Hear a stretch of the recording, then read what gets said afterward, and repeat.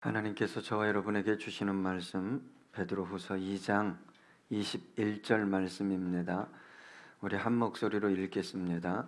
의의 도를 안 후에 받은 거룩한 명령을 저버리는 것보다 알지 못하는 것이 도리어 그들에게 나으니라.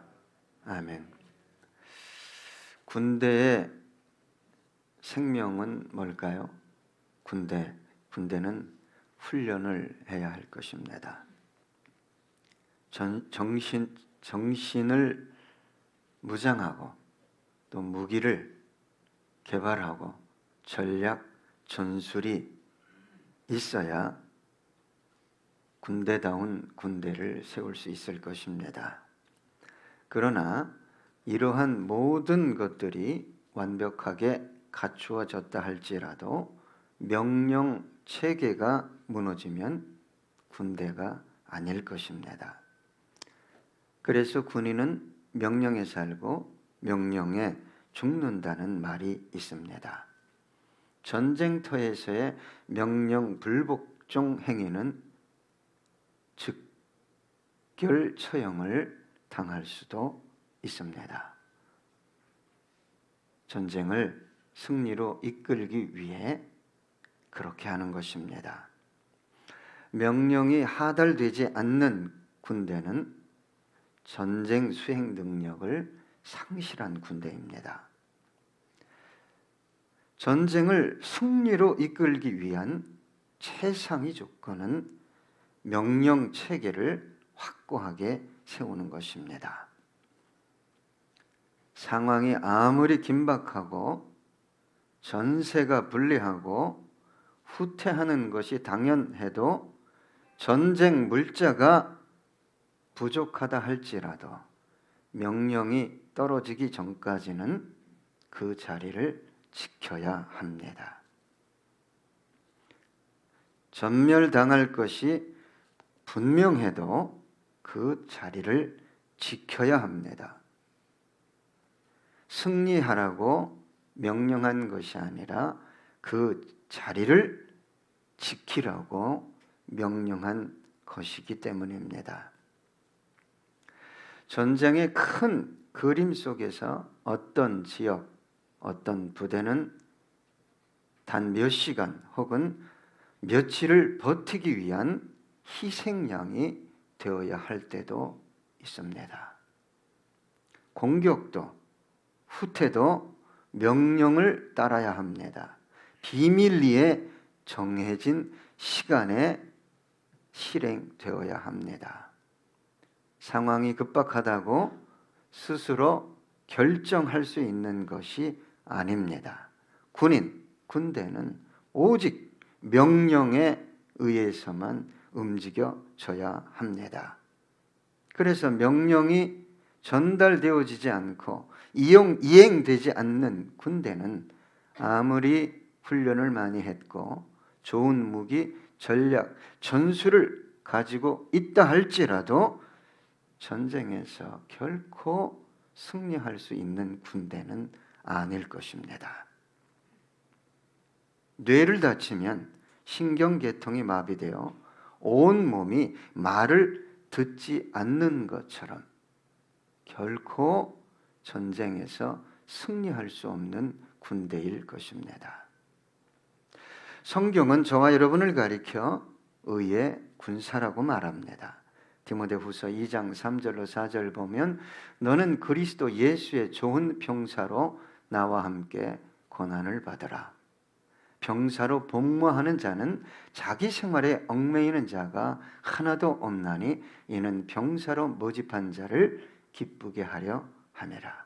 빌립보서 2장 25절에는 이렇게 기록되어 있습니다. 그러나 에바브로 디도를 너희에게 보내는 것이 필요한 줄로 생각하노니 그는 나의 형제요 함께 수고하고 함께 군사된 자요 너희 사자로서 내가 쓸 것을 돕는 자라. 저와 여러분은 영적 전쟁을 치르는 영적 군사입니다. 저와 여러분의 총사령관은 우리를 피로 사신 우리의 구세주 예수 그리스도이십니다. 저와 여러분에게 명령을 내릴 수 있는 유일한 명령권자는 저와 여러분이 주님이라고 부르는 예수 그리스도 뿐입니다. 우리는 그의 명령을 따라야 합니다. 영적 전쟁을 치르고 있는 저와 여러분에게 있어 최상위 명령권자는 자기 자신이 아닙니다. 사람도 아니고 세상의 가치관, 소리도 아닙니다. 그 명령이 내가 보기에 좋거나 안 좋거나 내가 할 수 있거나 없거나 그것이 중요하지 않습니다. 내가 생각하는 시간, 상황도 중요하지 않습니다. 오직 주님의 명령에 따라 순종하는 그 행위가 중요할 뿐입니다. 그래서 영적 전쟁을 치르는 저와 여러분은 우리 구세주 예수 그리스도 총사령관의 명령이 무엇인지를 알아야 합니다. 명령을 듣지 못하고 자신의 생각대로 뜻대로 행동하는 것은 명령 불복종에 해당하기 때문입니다. 우리 주님 복음 전하는 거 기뻐하십니다. 더 나아가 열악한 환경에서 생명을 내놓고 복음 전하는 거 기뻐하십니다. 그러나 바울에게 그렇게 말씀하셨어요. 너 그곳에서 복음 전하지 말아라. 바울은 아시아 쪽을 향해 가려고 했는데 주의 성령께서 바울의 방향을 틀었습니다. 마케도니아, 빌립보, 유럽으로 틀었습니다. 신명기 7장 11절에 보면 그런즉 너는 오늘 내가 네게 명하는 명령과 규례와 법도를 지켜 행할지니라. 잠언서 7장 2절로 3절 보면 내 계명을 지켜 살며 내 법을 내 눈동자처럼 지켜라. 이것을 내 손가락에 매며 이것을 내 마음판에 새기라. 여러분, 저와 여러분은 오늘 스스로 자신에게 물어야 할 것이 있습니다. 나는 영적 전쟁을 치르고 있는 영적 군사인가? 나에게 명령권자는 대체 누구인가? 나는 그 명령을 듣고 있는가? 영적 전쟁을 치르고 있는 영적 군사임에도 불구하고 명령이 들리지 않고 자신의 전쟁터가 어디인지도 모르고 사령관이 누구인지도 모른다면 그는 영적 군사가 아닐 것입니다. 자신은 예수 믿습니다. 훈련도 받았습니다. 나는 영적 군사입니다. 라고 생각하고 말할지 몰라도 그 사람은 자연인이요 혹은 훈련을 받지 못한 대기병이요 더 나아가 탈영병일 수 있습니다. 저와 여러분의 전쟁터는 어디라고 생각하십니까? 저는 3가지 유형의 전쟁터가 있는데 가장 중요한 전쟁터는 자신의 내면입니다. 사도 바울이 복음을 위해 일평생 살아가면서 가장 전쟁을 치열하게 치루었던 곳은 자신의 내면이었습니다. 그 다음은 어딜까요? 가정입니다.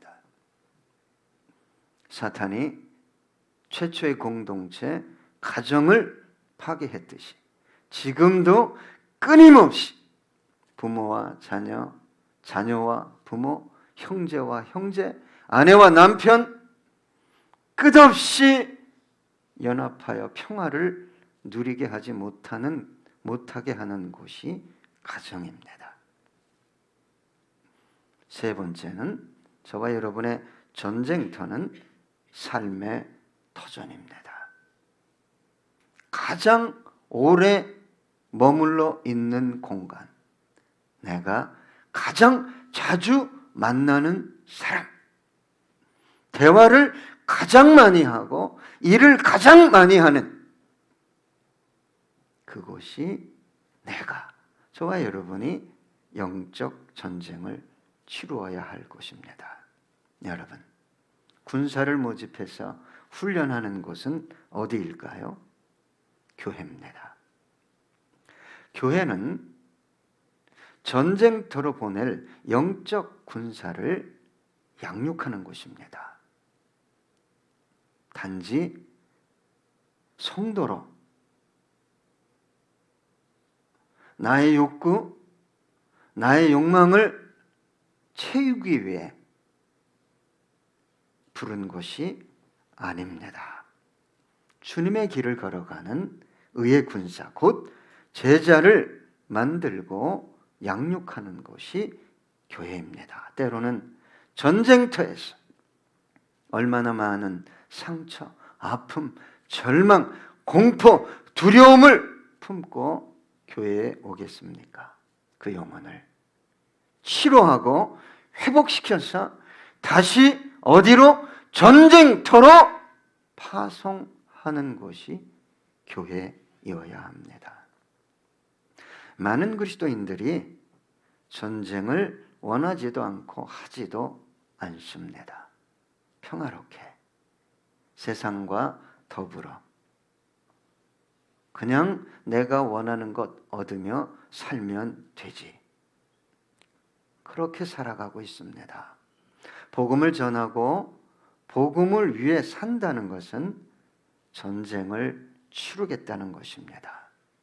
복음을 전하는 것 자체가 아니요, 저 사람 예수 믿어, 예수쟁이야, 그것 자체가 전쟁을 참여하는 것이기 때문에 그렇습니다. 세상은 어두움이고 복음을 소유한 그리스도인들은 빛입니다. 예수님께서 빛이 되어라고 말씀하지 않으시고 너희는 세상의 빛과 소금이다 라고 말씀하셨어요.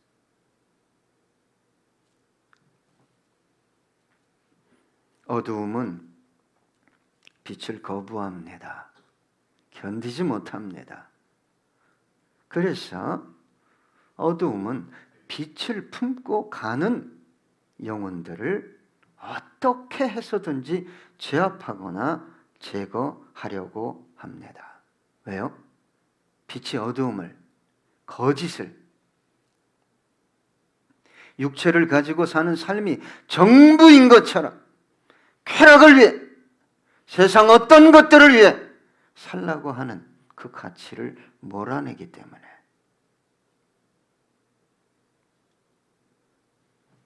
어두움의 지배를 받는 세상은 모든 방법을 동원해 빛의 세력, 곧 빛을 품은 성도들을 제거하려 한다 이 말입니다.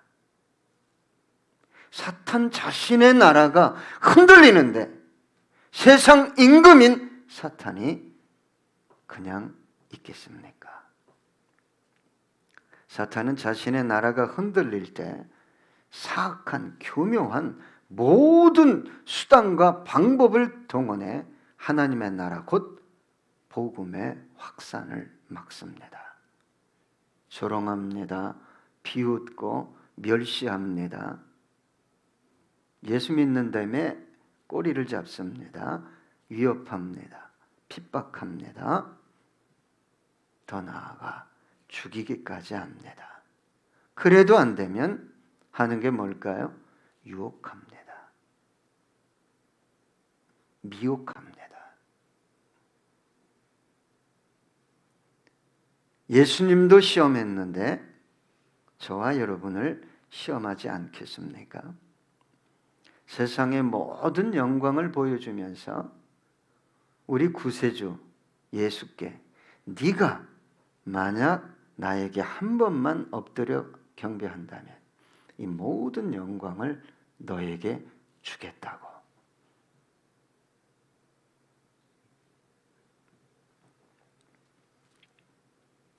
아담과 하와를 유혹한 것처럼 지금도 동일하게 유혹합니다. 너 하나님 말씀대로 살아봤잖아. 너만 힘들잖아. 네 삶에 선한 것이 있냐? 말씀을 따라 살지 않아도 죽지 않네? 너의 자유, 행복을 위해 독립적인, 독단적인 삶을 살라고. 내가 보기에 옳은 대로 선택하며 결정하며 행동하며 살라고 속삭입니다. 이 말은 네가 하나님 보좌에 앉아. 네 삶의 주인은 바로 너야. 결코 주도권을, 주권을 포기하거나 양도하지 못하게 합니다. 이 사람은 결코 제자가 될 수 없습니다. 이 유혹에 넘어간 모든 그리스도인의 선택권, 결정권은 하나님께 있는 것이 아니라 자기 자신에게 있습니다. 신앙도 그렇습니다.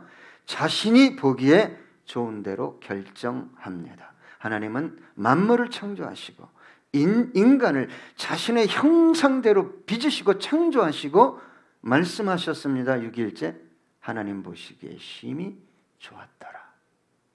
하나님 보시기에 심히 좋았더라는 온데간데 없이 사라지고 마는 것입니다. 왜요?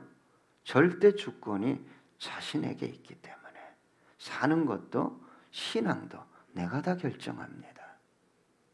교회 공동체요? 진리의 말씀? 아니요, 납니다. 내가 보기에 좋냐 안 좋냐, 내가 하고 싶냐 안 하고 싶냐, 이것으로 결정하는 거예요. 때로 사탄은 미혹의 영을 보냅니다. 너 하나님 잘 믿어야 돼. 너 훈련도 많이 해야 돼. 봉사도 많이 해야 돼. 그런데 너 세상을 좀 귀하게 여길 필요가 있어. 가치 있게 여길 필요가 있어. 세상에서 얻는 그 영광, 그게 진짜 축복이야. 잘 믿지만 어떤 신앙을 소유하게 하냐? 기복신앙. 우리 하나님을 자신의 종으로 만들고 도깨비 방망이 취급하는 그런 신앙으로 전락하게 만든다, 이 말입니다. 하나님의 음성처럼 다가오지만 결국은 하나님의 말씀을 떠나 육체, 세상을 쫓게 만든다, 이 말입니다. 이 미혹의 영은 결과적으로 하고자 하는 일이 뭐냐? 하나님과의 관계 단절을 유도합니다. 여러분, 오늘 본문이 그것을 걱정하며 염두에 두고 하신 말씀입니다. 오늘 본문에 보면 이렇게 기록되어 있습니다. 의의 도를 안 후에, 여기서 의의 도를 알았다는 것은 진리가 뭔지, 우리 인생이 걸어가야 할 바른 길이 뭔지를 알았다는 거예요. 그런데 여기서 이 알다라는 단어는 완전하게 인식하다라는 뜻이 있습니다. 우리는 예수 믿어야 돼. 예수님께서 원하는 길을 걸어가야 돼. 이게 옳은 거야. 이게 맞아. 이걸 정확하게 깨닫는 지식을 소유하게 되었다 이 말입니다. 부인할 수 없는, 거부할 수 없는 지식. 마치 예전에는 가축에 낙인을 찍었잖아요. 불에 달궈진 인두 같은 걸로. 그러면 누구 소유라는 게 정확하죠? 어느 농장 주인의 것이다. 이거는 이 농장 거야, 이 가축은. 그것처럼 부인할 수 없는, 당신은 나의 구세주입니다. 당신은 나의 하나님입니다. 불로 지졌어요. 불로. 그게 믿어져요. 거부할 수 없는 온전한 대속의 은혜가 완벽하게 믿어지는 은혜를 부어줬다 이 말입니다.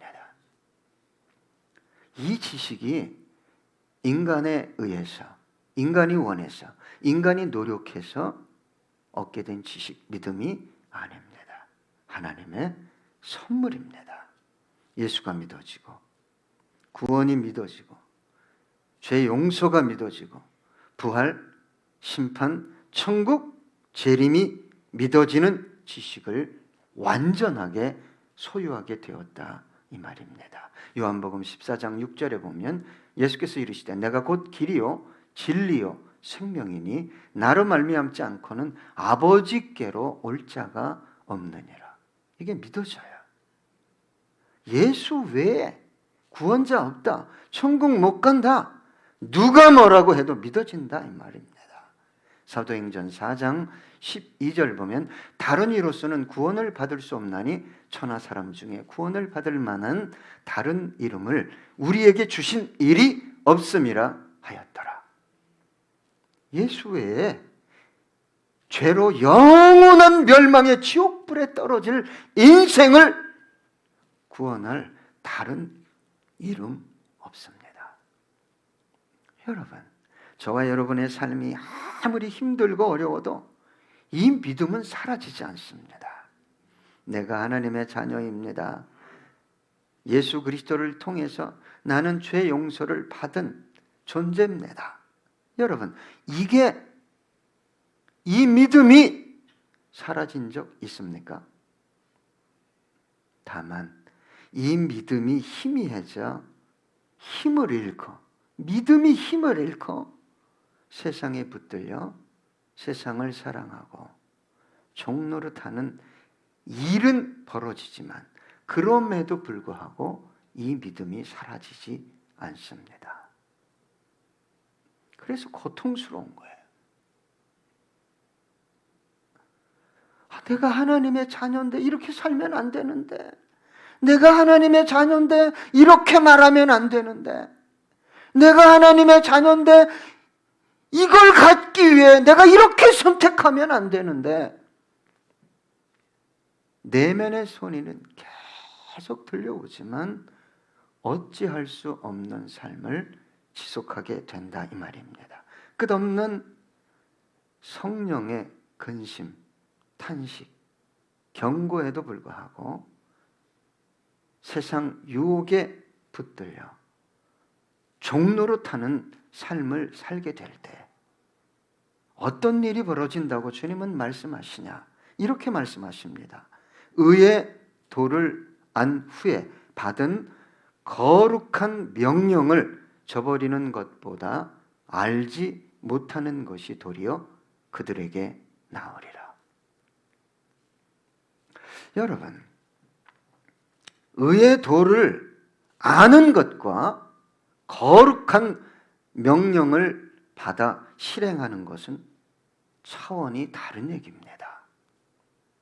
여러분, 하나님의 자녀가 되는 것 우리 노력으로 되지 않습니다. 그러나 하나님의 자녀답게 사는 것 다른 차원의 이야기입니다.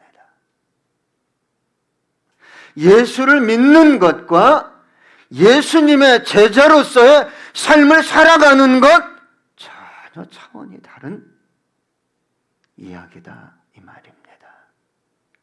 구원 이전의 삶과 구원 이후의 삶은 다른 삶입니다.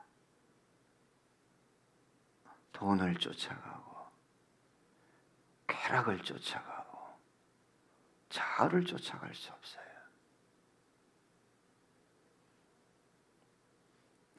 미워할 만한 사람을 미워할 수도 없고,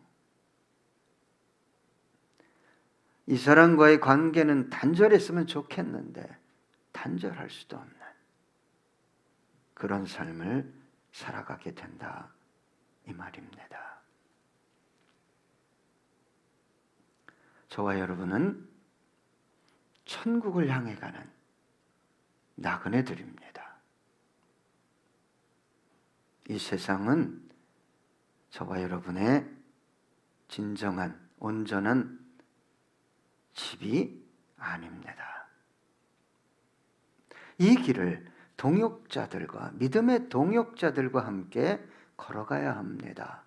더 나아가 복음을 모르고 진리를 모르고 영생을 모르고 유리방황하는 영혼들과 함께 이 길을 걸어가야 한다고 주님은 명령하셨습니다. 마태복음 28장 18절로 20절 보면 예수께서 나와 말씀하여 이르시되 하늘과 땅의 모든 권세를 내게 주셨으니 그러므로 너희는 가서 모든 민족을 제자로 삼아 아버지와 아들과 성령의 이름으로 세례를 베풀고 내가 너희에게 분부한 모든 것을 가르쳐 지키게 하라. 볼지어다 내가 세상 끝날까지 너희와 항상 함께 있으리라 하시니라. 여러분, 이 거룩한 명령, 우리 구세주 예수 그리스도의 마지막 유언이 매 순간 귀청을 때리고 있습니까?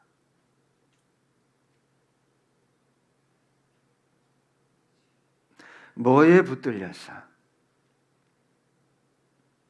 어떤 메시지, 어떤 공동체를 살펴보고 있습니까?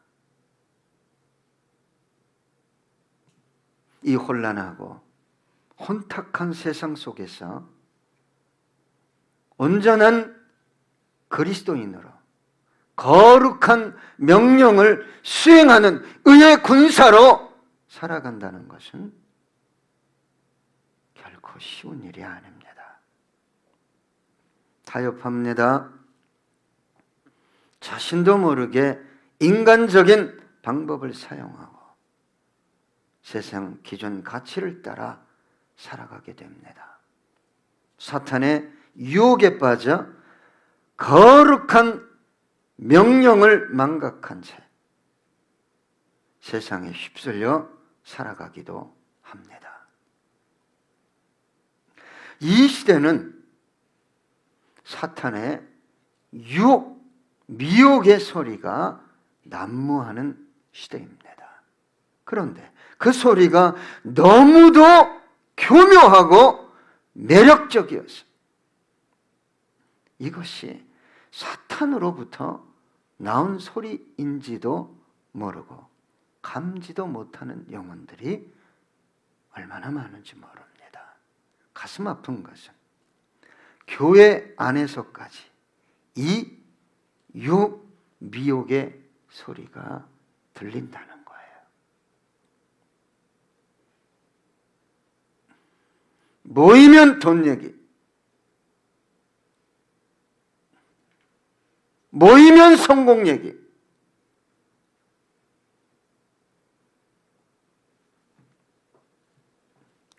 사탄은 하늘의 영광보다 땅의 영광을 더 사랑하는 수많은 그리스도인들을 유혹하고 미혹해서 너 그렇게 살 필요 없어.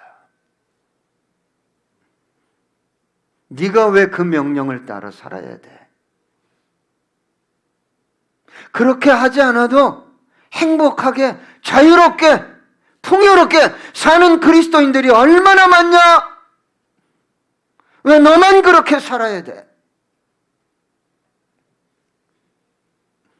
결코 돌아가지 말아야 할 길로 돌아서게 합니다.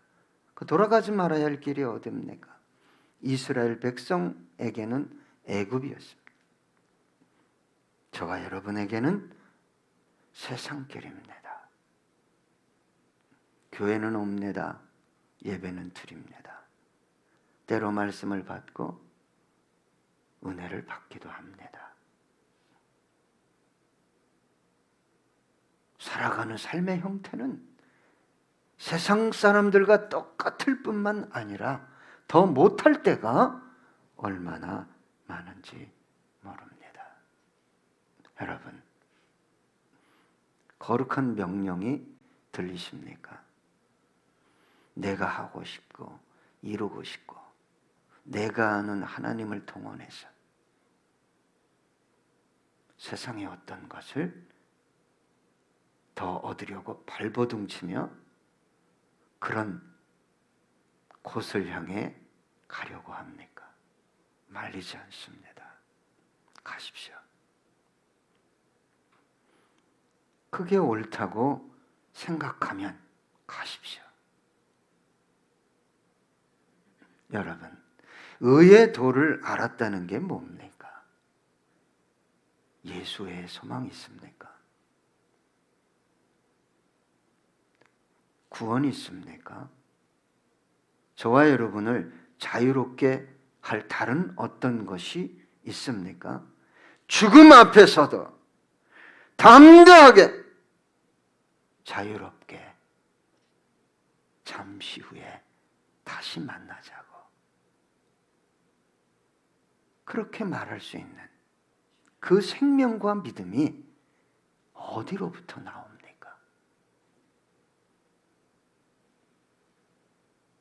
오늘 주님께서 말씀하십니다. 네가 이 믿음을 받은 후에 거룩한 명령을 저버리는 것보다 너 차라리 그것 알지 않았으면 나을 뻔했다. 제 이야기가 아닙니다. 그래서 이 단어는 저버리다라는 이 단어는 돌아가다, 되돌아가다 이 뜻이 있습니다. 말씀 두 군데만 보겠습니다. 고린도후서 6장 1절 우리가 하나님과 함께 일하는 자로서 너희를 권하노니 하나님의 은혜를 헛되이 받지 말라. 히브리서 6장 5절로 6절입니다. 하나님의 선한 말씀과 내세의 능력을 맛보고도 타락한 자들은 다시 새롭게 하여 회개할 수 없나니 이는 그들이 하나님의 아들을 다시 십자가에 못 박아 드러내놓고 욕되게 함이라. 여러분,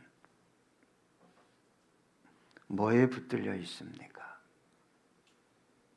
거룩한 명령, 곧 사명에 붙들려서 열심히 양육하고 일하고 사업하십니까?